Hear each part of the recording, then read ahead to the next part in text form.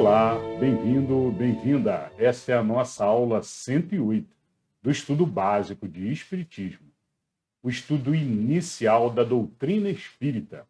Fazemos aqui nessa sequência de vídeos, nós fazemos então a leitura do livro inicial. Para quem está começando a doutrina, é recomendável então a leitura do livro dos Espíritos, esse que aparece aqui do lado. E foi esse o primeiro livro que Allan Kardec compilou, formando então a doutrina espírita. Toda essa história sobre quem foi Allan Kardec, como ele formou a doutrina espírita, a gente fala na aula 1. Então, se você está começando agora, não sabe muito bem o que é o Espiritismo, a aula 1 tem exatamente esse título: O que é o Espiritismo? Então, nós passamos os conceitos básicos, explicamos a história, como tudo se formou, quem era Allan Kardec, vale muito a pena assistir. Na aula 2, falamos sobre um assunto também muito interessante, imperdível: Evangelho no Lar. O que é fundamental para todo espírita, na verdade, a maioria das religiões necessita praticar o Evangelho no Lar, levar o Evangelho para dentro da sua casa, fazer a reunião de leitura do Evangelho semanal, uma vez por semana, 2, 3, quanto mais melhor. Reunindo as crianças, reunindo quem você conseguir em volta da mesa, e aí fazem a leitura juntos e o entendimento do Evangelho de Jesus. Bom, então esse é o nosso caminho dessa jornada de vídeos, é ler o livro dos Espíritos, do início até o final. Essa já é a aula 108, já passamos por 107 leituras. E toda a aula a gente lê um conjuntinho de perguntas e um conjuntinho de respostas que Kardec recebeu da espiritualidade. Bom, hoje, no livro dos Espíritos, nós vamos falar sobre o título Direito de Propriedade. Nós estamos dentro do capítulo 11, falando sobre a lei de justiça, de amor e de caridade. E hoje o tema é direito de propriedade. As perguntas que Kardec fez aos espíritos sobre o direito de ter propriedades aqui na matéria, encarnados. E os espíritos responderam então. Então, imperdível, hein? Bora lá. Bom, a gente sempre faz também, de abertura, antes da leitura do Livro dos Espíritos, a gente faz a leitura do livro Caminho, Verdade e Vida. É uma página, fazemos a leitura, a compreensão do texto lido e pegamos os aprendizados. Pensamos do texto quais são os aprendizados para colocarmos em prática no nosso dia a dia. Esse é o nosso momento que chamamos momento de reforma íntima. Bora lá então. Começamos pelo Caminho, Verdade e Vida. E o Caminho, Verdade e Vidas de hoje tem o título do texto Lucros. Então o título é Lucros. E o Caminho, Verdade e Vida, ele sempre inicia com um versículo. O versículo de hoje diz: E o que tens ajuntado, para quem será? Jesus. Está em Lucas, capítulo 12, versículo 20. Então, Jesus comentando: E o que tens ajuntado, para quem será? E aí, a explicação agora, o texto de Emmanuel. Em todos os agrupamentos humanos palpita a preocupação de ganhar. O espírito de lucro alcança os setores mais singelos. Meninos mal saídos da primeira infância mostram-se interessados em amontoar egoisticamente alguma coisa. A atualidade conta com mães numerosas que abandonam o seu lar a desconhecidos durante muitas horas do dia, a fim de experimentarem a mina lucrativa. Nesse sentido, a maioria das criaturas converte a marcha evolutiva em corrida inquietante. Por trás do sepulcro ponto de chegada de todos os que saíram do berço, a verdade aguarda o homem e interroga: que trouxestes? O infeliz responderá que reuniu vantagens materiais, que se esforçou por assegurar a posição tranquila de si mesmo e dos seus. Examinada, porém, a bagagem, verifica-se quase sempre que as vitórias são derrotas fragorosas, não constituem valores da alma, nem trazem o selo dos bens eternos. Atingida semelhante equação, o viajor olha para trás e sente frio. Prende-se de maneira inexplicável aos resultados de tudo o que amontoou na crosta da terra. A consciência inquieta enche-se de nuvens e a voz do Evangelho soa-lhes o ouvido. Pobre de ti, porque teus lucros foram perdas desastrosas. E o que tens ajuntado, para quem será? Muito bem, esse é um belíssimo texto de Emmanuel, né? E aí vamos fazer um entendimento e pensar daqui o que nós temos que colocar em prática no nosso dia a dia. Então, o texto aqui, no geral, ele aponta para aquelas pessoas que estão exageradamente focados nos bens materiais e abandonam as possibilidades de crescimento, de fato, do que importa, do que realmente levamos dessa vida, que é todo o aprendizado e elevação espiritual. Quando falamos aprendizado, entra também o aprendizado todo de ética, moral, bem e o mal, ou seja, discernimento, é uma forma de sabedoria, uma forma de aprendizado. O que é certo, o que é errado é aprendizado. Então, todos os conhecimentos que, ao longo da nossa vida, conseguimos, então, adquirir como sabedoria, possibilitam, então, a nossa evolução. E isso, sim, é o único bem que, de fato, quando desencarnamos, quando voltamos para o mundo espiritual, de fato levamos. Levamos, de fato, essa grande inteligência, que é o que somos.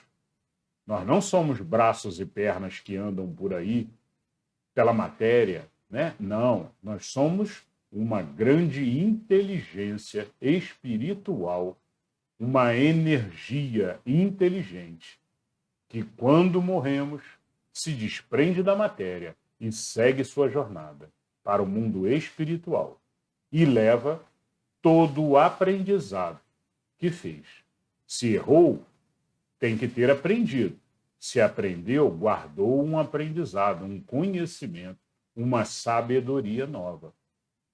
E vamos assim, encarnação após encarnação, nos elevando na escada de elevação espiritual. Caminhando a nossa jornada, vamos fazendo os aprendizados. A ganância, o foco exagerado em ter os bens da matéria, não nos levam, de fato, a essa elevação. Não. Temos que equilibrar, porque sabemos, quando estamos encarnados aqui, a gente precisa trabalhar para sustentar a família, para se manter o seu sustento, para que consigamos seguir em frente nosso estudo, nossa vida. Então precisamos trabalhar, mas tudo com equilíbrio, sem a ganância exagerada. E sempre focando também, olha, ganhando alguma coisa, né? Focando na caridade. Ou seja, eu vou ganhar bens, eu vou ganhar bens materiais, vou ganhar dinheiro, mas eu vou sempre contribuir para a sociedade, vou ajudar quem precisa ser ajudado. Como diz Emmanuel aqui, vou ajudar aos que precisam ser ajudados. eu vou gerar emprego de repente, se for um empresário, e assim por diante. É importante esse equilíbrio entre os bens materiais e a necessidade que temos de seguir a nossa jornada de evolução. Se focarmos demasiadamente apenas nos bens materiais, ficamos amarrados e passamos uma encarnação sem, de fato, evoluir como seres. Nosso principal objetivo numa encarnação não é sair da encarnação ricos ou deixar riqueza para os nossos entes queridos. Não, não é isso. Nosso principal objetivo é a evolução para um outro patamar de ser. Um ser mais elevado, mais espiritualizado, com mais sabedoria e mais compreensão. Então, eu acho que esse é o grande aprendizado hoje que se tira dessa lição, né? E que saibamos, então, fazer esse equilíbrio. Que consigamos viver com o que Deus nos dá, de forma feliz, de forma com a cabeça erguida, né? Ou seja, sempre sem lamentação nenhuma, com amor a Deus e muito, muito agradecimento pela oportunidade de estarmos, então, em vida, aprendendo, evoluindo, passando pelas provas que temos que passar, mostrando que estamos preparados para um degrau mais elevado dentro da elevação espiritual. Então é isso, pessoal. Eu acho que hoje aqui o principal foco de hoje, do aprendizado, dessa leitura de hoje belíssima de Emmanuel, é esse. Bom, como sempre fazemos, agradecemos então o texto maravilhoso ao Espírito Emmanuel e ao Chico pela psicografia. Vamos agora à leitura do livro Dois Espíritos de hoje. Muito bem, no livro Dois Espíritos, lembramos que estamos na parte terceira do livro dos Espíritos, falando sobre as leis morais, um conjunto de leis que os Espíritos passaram a Kardec como sendo as leis morais que o homem deve seguir. Bom, já passamos ali por 10 leis. Estamos agora na 11ª lei, no 11º capítulo, falando sobre a lei de justiça, de amor e de caridade. Então foi como os espíritos intitularam essa lei, lei de justiça, de amor e de caridade. Muito bom. E essa lei, ela é composta de 4 tópicos. Já passamos pelo primeiro, vamos começar hoje, e hoje faremos o segundo tópico, que fala sobre direito de propriedade e também roubo. Kardec fez perguntas sobre o roubo.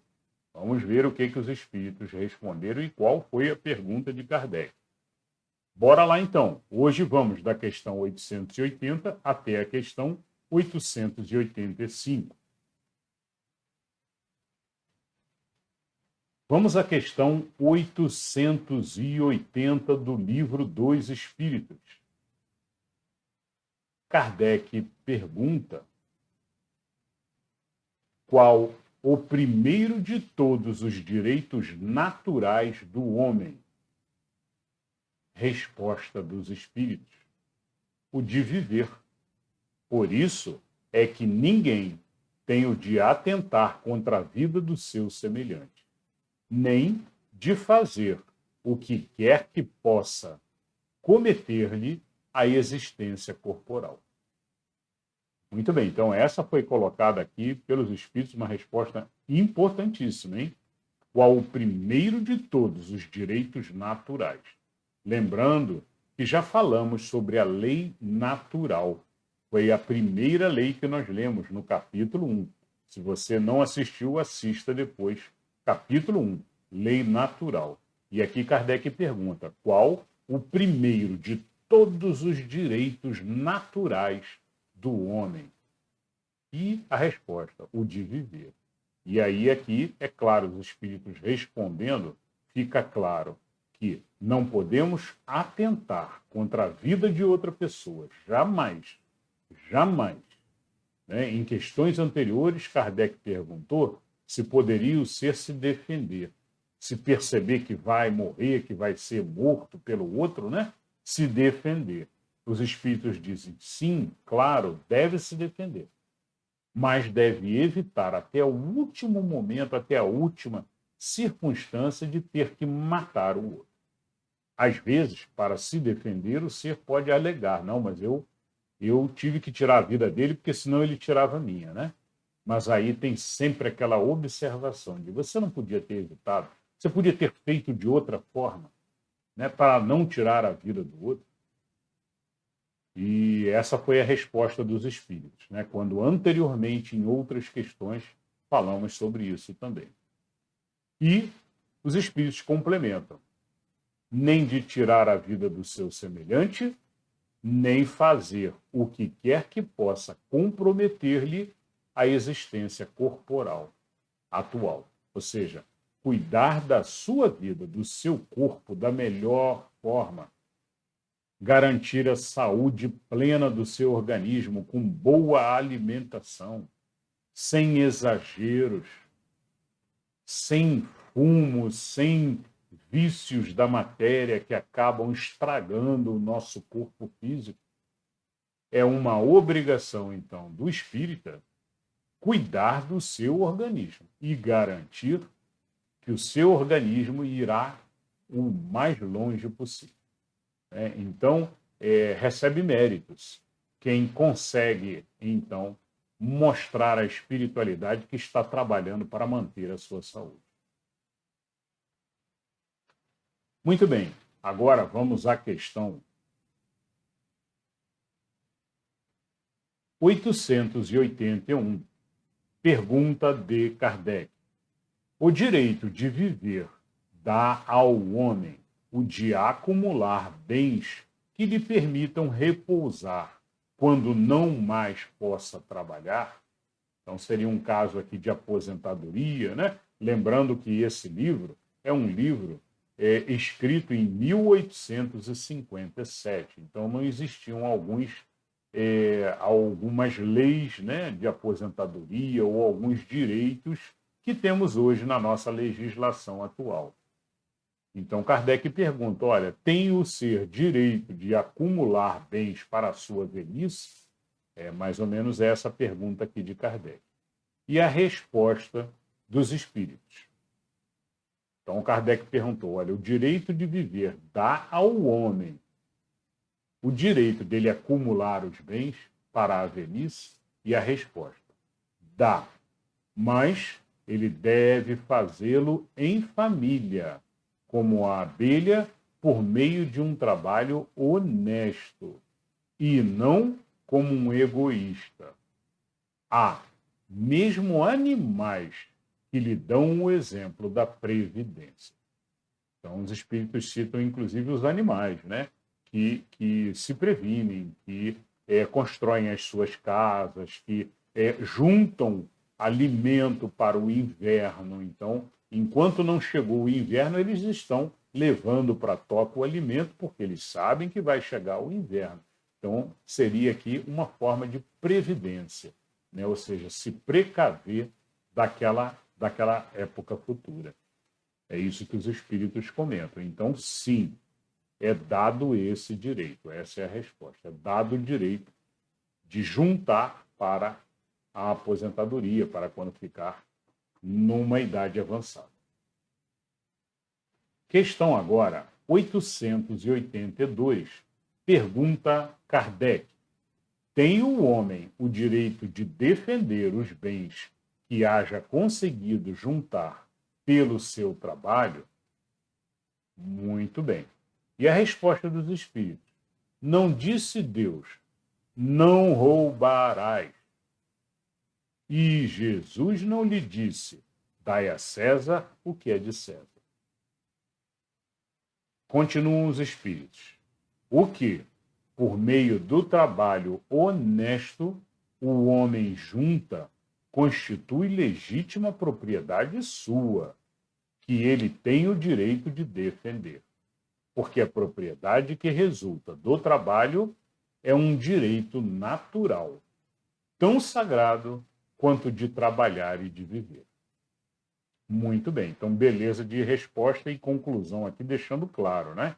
Tem o direito, então, o homem, de proteger os seus bens, mas com a certeza de que são bens conseguidos honestamente e tendo a certeza também de que aquele acúmulo não é excessivo, né? Não é algo que deveria estar fazendo caridade. E é isso. Vamos agora à questão 883. Pergunta de Kardec. É natural o desejo de possuir? Resposta dos espíritos. Sim, mas quando o homem deseja possuir para si somente e para sua satisfação pessoal, o que há é o egoísmo. Então, nessa resposta, os espíritos chamam a atenção ao egoísmo do ser, né, de querer ter demais, e muitas vezes para mostrar, né, para simplesmente satisfazer o seu ego, né, aumentar, e aí o ser acaba se sentindo mais do que os demais, aqueles males que o ego provoca no ser. Então, muito cuidado com isso, né? E tentando sempre ajudar a quem possa ajudar. Essa foi a resposta dos espíritos na questão 883. E aí Kardec fez uma pergunta A, dentro da questão 883. Não será, entretanto, legítimo o desejo de possuir, uma vez que aquele que tem que viver a ninguém é pesado? Resposta.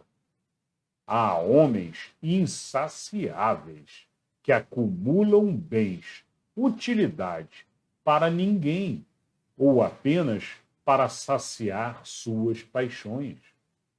Julgas que Deus vê isso com bons olhos? Aquele que, ao contrário, junta pelo trabalho, tendo em vista socorrer os seus semelhantes, pratica a lei do amor e caridade. E Deus abençoa o seu trabalho. Então, uma belíssima e perfeita resposta dos espíritos, né? Que deixam claro que tudo é pesado, né? Que tudo é pesado por Deus e pela espiritualidade. Então, que precisamos não exagerar ao juntar os bens excessivamente na forma de ganância, na forma de satisfazer simplesmente o ego. Mas, acima de tudo, quem adquirir muito precisa fazer muita caridade, muito bem, gerar empregos, ajudar a todos, cada vez mais na medida do quanto tiver conseguido. Então, esse é o aprendizado aqui da 883A. Vamos agora à questão 884, pergunta de Kardec. Qual o caráter da legítima propriedade? Então, Kardec pergunta, olha, o que identifica a legítima propriedade? E os espíritos respondem, propriedade legítima só é a que foi adquirida sem prejuízo de outra pessoa. E aí eles referenciam a 808, a questão 808, deve ter sido comentado, nós já lemos, foi comentado algo parecido com isso, né? Então precisamos ter certeza sempre que quando estamos adquirindo bens, adquirindo benefícios, adquirindo dinheiro e qualquer outro tipo de propriedade da matéria, que não estamos prejudicando ninguém. Qualquer tipo de dinheiro que se ganha prejudicando outra pessoa não é bem visto por Deus. Essa é a resposta aqui, então, dos espíritos. E aí continua a resposta. Tem uma conclusão depois. Proibindo-nos que façamos aos outros o que não desejáramos que nos fizessem. A lei de amor e de justiça nos proíbe, ipso facto, a aquisição de bens por quaisquer meios que lhe sejam contrários. Muito bem. Então, eles falam justamente o que nós comentamos agora há pouco, né? A aquisição de bens lhe é permitida. Porém, desde que não estejamos fazendo mal a outro ser. Se estamos fazendo mal a outro ser, é melhor pararmos e refazermos os nossos objetivos de vida. Mudarmos aquilo e tentar desfazer o que foi feito de mal. Essa foi a 884. Vamos agora para a 885. E a última questão de hoje, 885. Pergunta de Kardec. Será ilimitado o direito de propriedade? Resposta dos espíritos.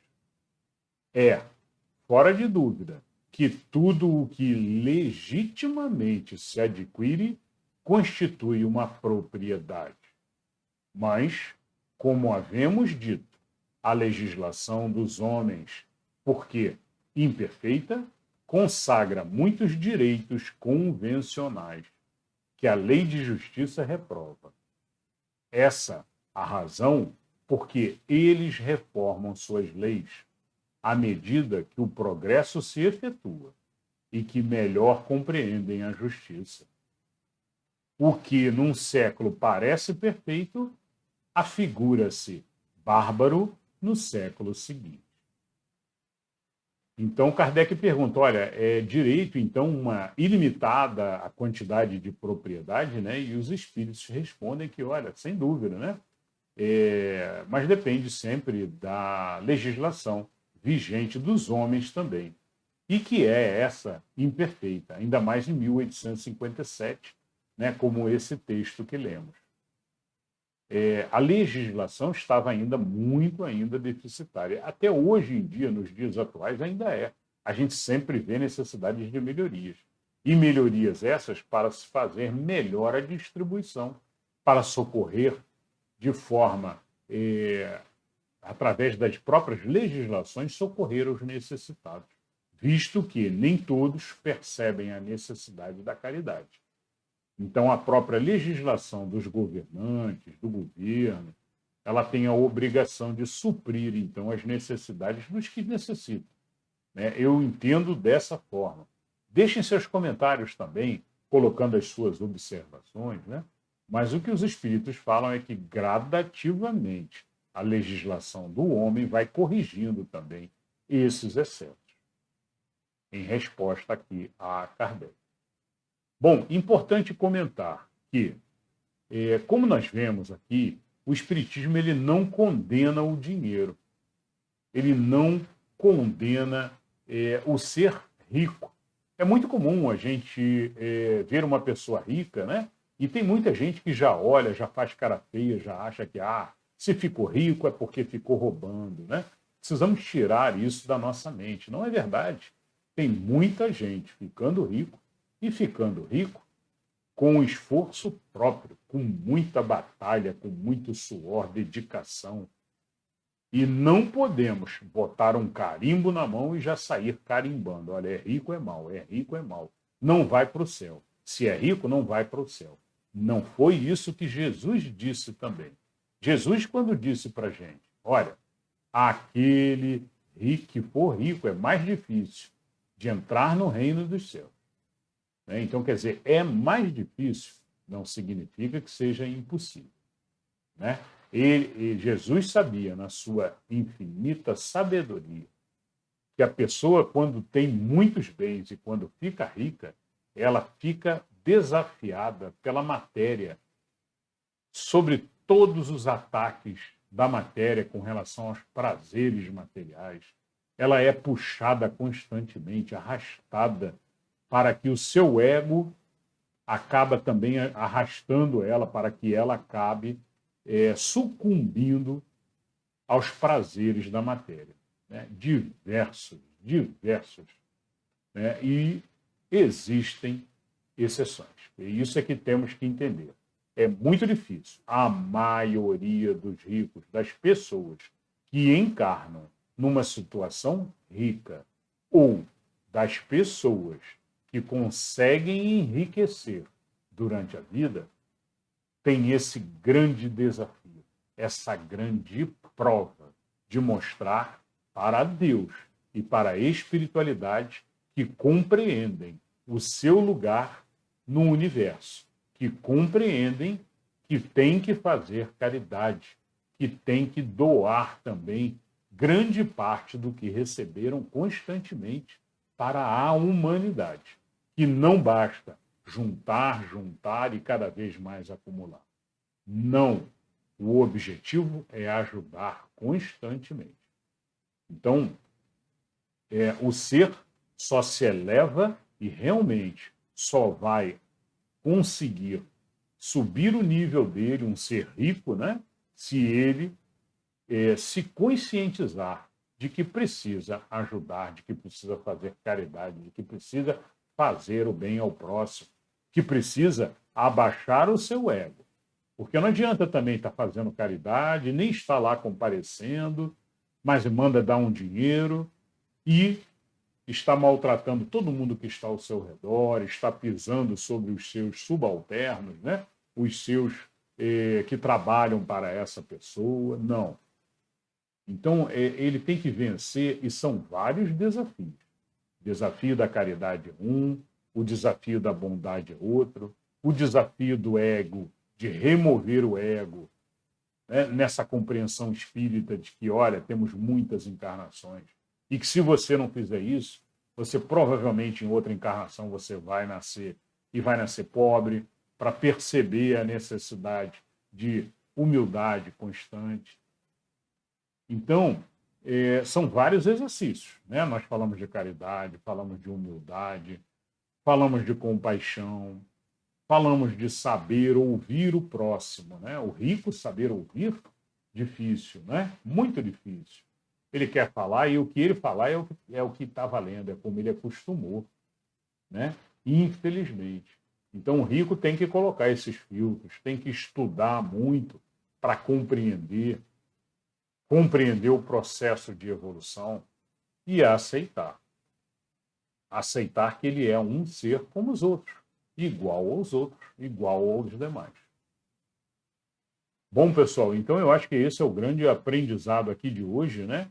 Mas a compreensão de que, olha, sim, podemos ter propriedade, podemos juntar, podemos fazer o nosso aposentadoria, né? Ter dinheiro, ter bens guardados, né? Mas lembrar sempre de fazer caridade, baixar o nosso ego, amor a todos, né? Amor ao próximo, a todos indiscriminadamente. E é isso. Espero que vocês tenham gostado. Na próxima aula, vamos falar sobre caridade e amor ao próximo, que de uma certa forma complementa, né? Dá continuidade aqui a isso que estamos falando agora. Muito bem? Que aquele que busca nunca cesse de buscar até ter encontrado. Seguimos em frente, então, os buscadores de Jesus, de Deus, caminhando constantemente, procurando estudar, evoluir e crescer como indivíduos, como seres, como espíritos. Um beijo no coração de todos, muita paz e luz. Até a próxima aula.